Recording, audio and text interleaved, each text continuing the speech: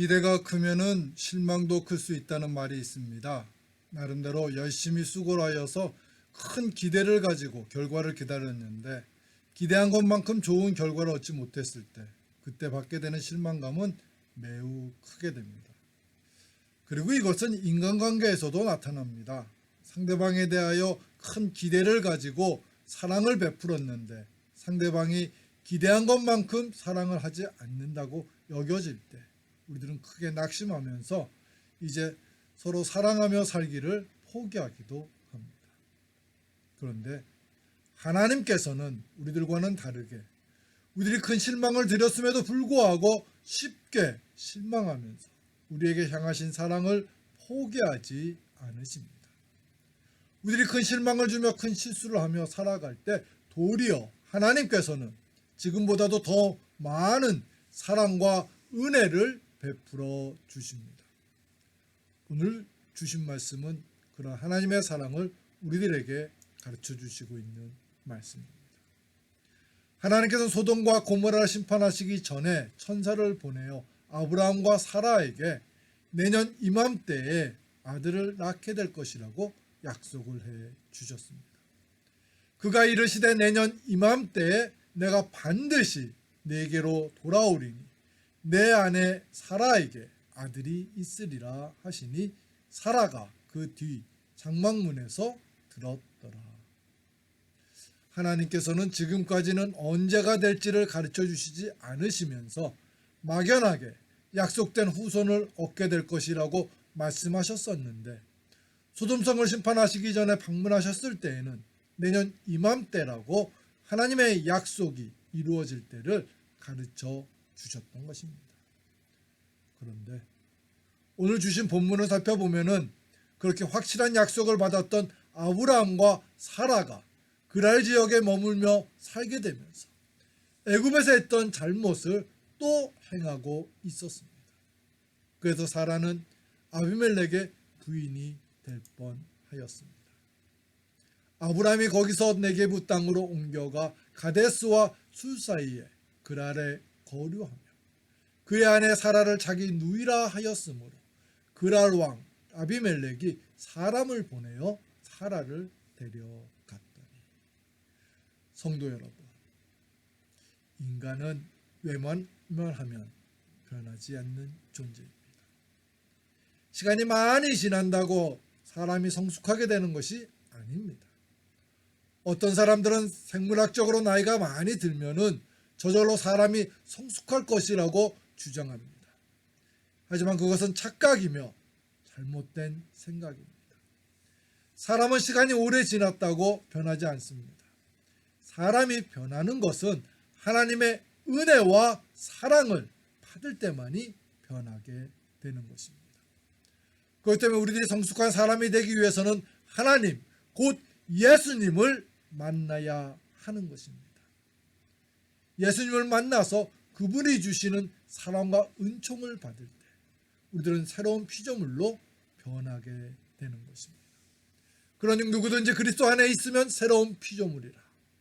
이전 것은 지나갔으니 보라, 새 것이 되었도다. 하지만 본문을 보면 아브라함은 하나님의 은혜와 사랑도 많이 받았고 또 오랜 세월을 통한 삶의 지혜와 경험도 얻었음에도 불구하고 20여 년 전에 했던 어리석은 행동을 또다시 하고 있었습니다.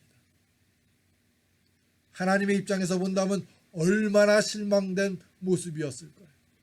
그것도 이제 1년만 잘 인내하면서 이겨내면은 하나님께서 주시는 놀라운 자손의 축복을 받을 수 있을 것인데 사라를 자신의 누이라고 속이면서 생명의 안전을 도모하는 것을 보시면서 얼마나 실망하셨을까요? 우리 같으면 크게 낙심하며 아브라함과 사라에게 하신 약속을 취소하고 싶으셨을 것입니다. 그러나 우리들의 생각과는 다르게 하나님께서는 그러한 아브라함과 사라의 잘못을 보시면서도 낙심하며 포기하지 않으시고 도리어 직접 아브라함과 사라의 실수에 개입을 하셨습니다. 하나님께서는 직접 아비멜렉의 꿈에 나타나셨습니다. 그리고 그를 꾸짖으셨습니다. 그 밤에 하나님이 아비멜렉에게 현몽하시고 그에게 이르시되 내가 데려간 이 여인으로 말미암아 내가 죽으리니 그는 남편이 있는 여자이니라. 아비멜렉의 입장에서 본다면 억울할 수 있습니다. 왜냐하면 자신이 사라를 억지로 아브라함에게서 데려온 것이 아니었기 때문입니다. 아비멜렉은 사라가 아브라함의 아내였던 것을 몰랐습니다. 그런데 하나님께서는 아비멜렉을 꾸짖고 계신 것입니다. 그래서 하나님께서는 아비멜렉의 억울함도 풀어주시고 이제 사라를 다시 아브라함에게 돌려보내려고 하셨습니다. 이제 그 사람의 아내를 돌려보내라. 그는 선지자라. 그가 너를 위하여 기도하리니 내가 살려니와 내가 돌려보내지 아니하면 너와 내게 속한 자가 다 반드시 죽을 줄 알지니라.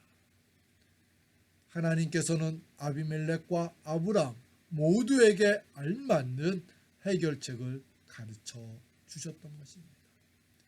성도 여러분, 하나님께서는 왜 직접 개입을 하셔서 이 문제를 해결시켜 주신 것일까요? 큰 약속을 받은 사람으로서 성숙한 믿음을 가지고 살아가야 할 사람이었던 아브라함과 사라를 보면서 실망을 하셨을 것인데 왜 하나님께서는 실망하지 않으시고 도리어 직접 개입을 하신 것일까요? 바로 그것이 긍휼이 풍성하신 하나님의 사랑입니다. 하나님께서 직접 개입을 하신 이유는 아브라함의 잘못을 긍휼한 마음으로 용납하여 주셨기 때문입니다. 하나님께서는 우리들도 하나님과 같은 긍휼한 마음을 품으며 살아가기를 원하십니다. 사랑은 상대방의 허물을 보고 있을 때에는 생겨나지 않습니다. 사랑은 상대방의 허물을 용납하고자 할 때 생겨나는 것입니다. 사도 바울은 복음을 전하면서 그것을 깨달았습니다. 그래서 에베소 교회 성도들에게 이렇게 서로 사랑하라고 권면을 하였습니다. 모든 겸손과 온유로 하고 오래 참음으로 사랑 가운데 서로 용납하고 평안에 매는 줄로 성령이 하나 되게 하신 것을 힘써 지키라. 사도 바울은 사랑은 서로의 허물을 용납할 때 사랑이 생겨날 수 있음을 깨닫고 권면했던 것입니다. 우리들은 상대방의 허물을 용납할 수 있는 긍휼함을 갖기를 노력해야 할 것입니다. 그래서 서로를 사랑하며 살아가기를 노력해야 할 것입니다. 아브라함은 부족하고 비겁했던 사람이었습니다. 하나님께서 직접 개입을 해 주셔서 사라를 다시 아내로 취하게 되었을 때 아비멜렉이 왜 자신에게 이러한 어려움을 준 것이냐고 비난을 하자 이렇게 비겁한 모습으로 변명을 합니다. 아브라함이 이르되 이곳에서는 하나님을 두려워함이 없으니 내 아내로 말미암아 사람들이 나를 죽일까 생각하였으며 또 그는 정말로 나의 이복 누이로서 내 아내가 되었음이니라. 아브라함 끝까지 자신의 어리석은 행동을 변명하기만 했던 것입니다. 성도 여러분, 하나님께서 아브라함의 이런 비겁하고 연약한 믿음을 가지고 있다는 것을 모르셨을까요? 모르셔서 아브라함과 같은 약한 사람을 믿음의 조상으로 세워주신 것일까요? 아닙니다. 하나님께서는 아브라함 자신보다도 더 아브라함을 잘 알고 계시는 분이십니다. 하나님께서 모르시는 것이 없으시는 분이십니다. 예수님께서는 하나님께서는 우리들의 머리카락 수까지도 셀 수 있으신 분이라고 하셨습니다.